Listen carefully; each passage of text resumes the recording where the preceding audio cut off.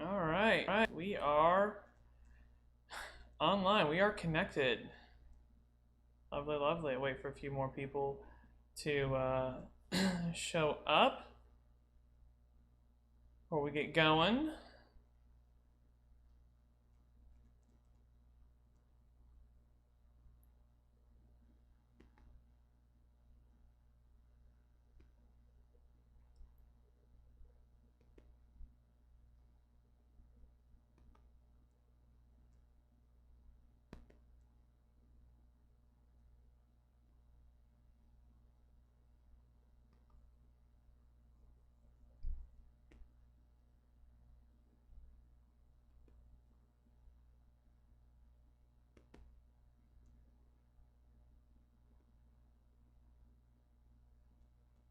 See here. All right, we got 4 people on. Fantastic.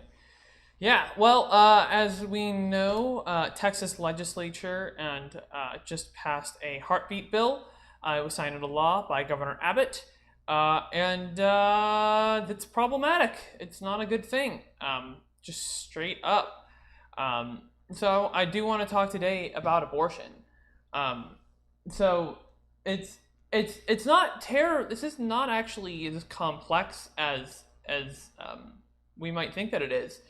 So basically, this bill it's a heartbeat bill, and this can is the actual law itself states that as soon as a heartbeat is detected, then you can't get an abortion. Um, so I don't even want to get into all of the science that proves that heartbeat has nothing to do with whether or not something is alive. So what I want to talk about is, I think, the issue that's important to most people. Fantastic, there's a plane passing by. The issue that's important to most people is reduce abortions. I think that's like a thing that a lot of people can agree on, is we want to reduce abortions. Why? Because abortion sucks. The thing nobody wants to have to deal with or go through. It's not a fun experience in any capacity. It's abortion is just it's traumatic. It's difficult. Nobody gets pregnant so that way they can get an abortion. The goal here is to reduce abortion. This law will not reduce abortions. This law, the only thing this law does is turn would-be safe abortions into unsafe abortions. That's it. That's the only thing that it does. And we have the data to back this up, right? This isn't me talking out my ass. Texas has done stuff like this before, and any reduction in abortion that's been seen has been completely counteracted by increases in abortions at border states. And it's not just Texas, other states that have done this before too. This is everywhere in the world. Making abortions harder to get does not reduce abortions. So the question is, what do we do? Like, what do we actually do to reduce abortions? Well, there's a couple things we can do, and we know this, right? Like I said, we have a lot of data on this. Here, I just want to pull up, because I tweeted about this, and I just have it all listed out here. So the things that we got to do to reduce abortions: support women's health, and not just universal health care. We have to acknowledge the sexism, the disparity between the type of treatment, or the quality of treatment, I should say, between what men receive and what women receive in healthcare. There's absolutely an epidemic of women being ignored by their medical professionals, of women. Being ignored is a big one, of cultural. What's the word? Of there's this a cultural thing of about just even getting healthcare in the first place. Of course, it's reduction of hospitals in rural areas. It's it's so many things, especially for Black women as well. I mean, like the racial side of it also matters too. So Black women in particular have a really experience a ton of discrimination in healthcare. And we need active legislation on this. We need active anti-discriminatory legislation and incentives to help ensure that people, particularly women and women of color, do not receive lower quality of care at health facilities. This is why women's health clinics are still really important. And there's also this piece too of like women's health looks a little bit different than men's health, but women's health is a huge thing. So not just universal health care, but supporting women's health generally with active legislation. Empowering women economically is huge. So I advocate for universal basic income very, very strongly. I've taken Andrew Yang's Freedom Dividend Plan, given kind of a post-COVID update. And that will disproportionately help women, particularly because women perform more unpaid labor than men do on average. And again, we have data to back this up. And so it will start to recognize the other types of work that we do in society, in particular, childbearing, right? Raising children. That's huge, right? Raising a family. Women spend more time doing that. And we need to recognize that. So universal basic income would be huge, but another way that we can empower women economically in kind of an indirect way, but also directly addresses the abortion issue, is universal child care. It takes a village to raise a child. There are cultures and tribes all over the world where the idea of parenthood doesn't exist, where every adult in the tribe is responsible for every child. And those children actually grow up more well-adjusted than children in wealthy countries like the United States or United Kingdom or Canada, because what we've learned is that the most important thing about the development for children is the number of positive relationships with responsible adults throughout childhood. The more positive relationships with responsible adults that children have, the more well-adjusted they become, the more they're able to regulate their emotions. They're better socially. They're more productive. They have fewer issues of a whole variety of kinds. And so universal childcare aligns with this of, hey, let's make sure that women not only have the opportunity to live their lives and get a break, because raising children is hard, but also it gives the children more of an opportunity to have relationships with more positive relationships with more responsible adults. Hey TC, so you're saying when we are rewarded for all the benefit we make in the world, we will all be wealthy. That's fantastic. Yes, absolutely. Yeah, and this is just one piece moving toward that type of a world. So I'm totally with you, 100%. Continuing, again, we want to reduce abortions. What else helps? Free family planning tools, right? So this includes contraception. This includes what is it? Not birth pills. Birth control. So it's birth control. It's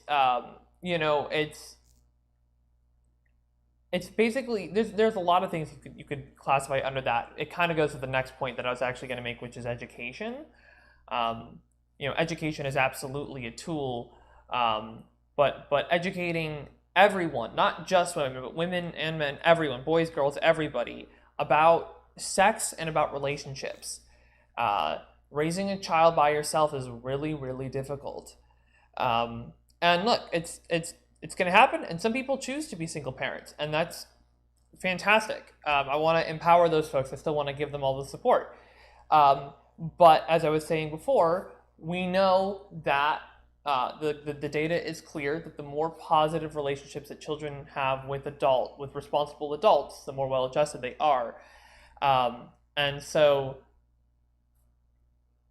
for people to have a better understanding of, okay, here's how I can identify a positive relationship. Here's how I can work. Here's how I can have here's how I can be smart about my relationships. Things that like not relying on one person to fulfill all of the needs that you have in a relation in human relationships, right? Like we leaning on different people for different things.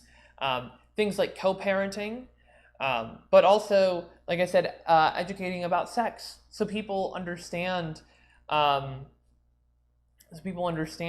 Like not just like the importance of contraception and how to use it, but also the importance of consent and understanding sexual urges and how to be responsible with sex and as well as and again this ties in with health, right? It's all connected. How to go through a pregnancy in a healthy way. Pregnancy requires a lot. There's a whole lot going on with that. So there's a ton and so that the way that I think about this education aspect is it's not just. It needs to be like it needs to be compulsory, like mandatory science-based sex education for children and teenagers in school.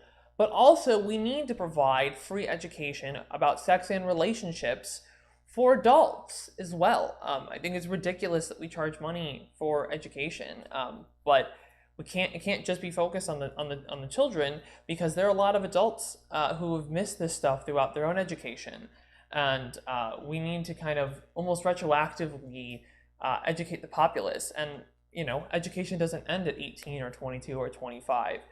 And there are a variety of creative ways that we can go about that, right? Like it's not just tech. It's we can have local health clinics that provide classes where experts come in and anybody can come and participate and learn. People learn in different ways, and we need to come to people in all those different ways to learn about these things. But these are the more comprehensive approaches that actually will lead to a reduction in abortions, right? So you want to reduce teen pregnancy. Well, teen pregnancy has actually been been going down and down and down, but part of that is because of access to information, right? We live in the information age, and an increase in sex education, but it's not nearly where it needs to be.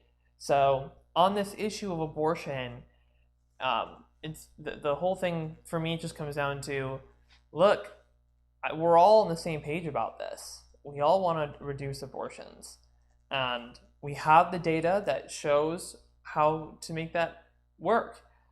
So I think that this bill is awful because, like I said, it does nothing to reduce abortions, and it's going to lead to a lot of women who would have been able to get a safe abortion now performing their own unsafe abortions or getting unsafe abortions. And that risks the life of the mother or would-be mother, or risks the life of the woman. And that's problematic. I don't want to put anybody's life in danger. I don't want to make anybody do something in a less safe way when they could do it in a safe way. And again, particularly with this issue, we know from the data that making abortions harder to get does not reduce abortions. It only makes would-be safe abortions unsafe. So that's my whole take. Go ahead and throw something in the comment if you have anything you want to say or talk about. I won't drag this out if there's nothing else. But I feel like I've just been rambling. It was kind of last minute a little bit. it would have. I wish I could have gotten somebody else on to talk about this, like somebody who's an expert in the field, somebody who works at a women's health clinic or Planned Parenthood. Oh, and just by the way, just a side note, the vast majority of abortions in the United States happen at just standard health clinics, or in women's health clinics. They don't happen at Planned Parenthood. Planned Parenthood is there are a lot of Planned Parenthoods that don't perform abortions, and the ones that do, it's not the only thing they do. They do a lot of women's health, and they help with family planning and education. But that's another thing. So I don't know. However long it's been, almost 20 minutes of a dude talking about something that doesn't apply to my body. But do I have any thoughts on why laws are backwards about this subject? I do. When we have to really zoom out on this. So the people who are in power want to stay in power, and I do think that there are representatives who genuinely believe that this is the right thing to do, but the people like really at the top, the most powerful people, they know what's going on. They know what it's going to take to stay in power. They know that in order to stay in power, they need to oppress people. They need to divide people, and in particular minorities and women, and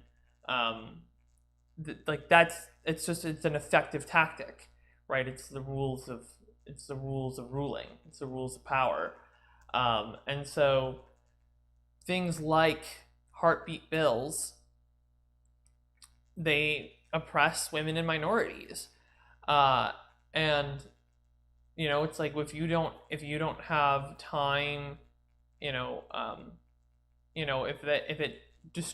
if getting an unsafe abortion destroys your body, you're gonna have a much harder time fighting against the powers that be.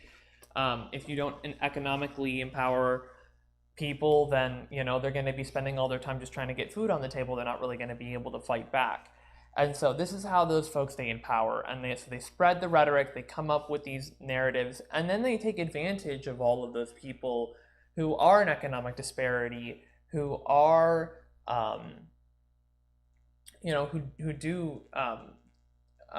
who are having trouble, they take advantage of their minds and of their more vulnerable state, and it's easier to drill rhetoric into the brains of into people's brains when they're in those positions, and then it becomes cultural, right? And you have like whole swaths, whole demographics of people who believe something just because it's what everybody else around them believes, and it's the only thing that they hear.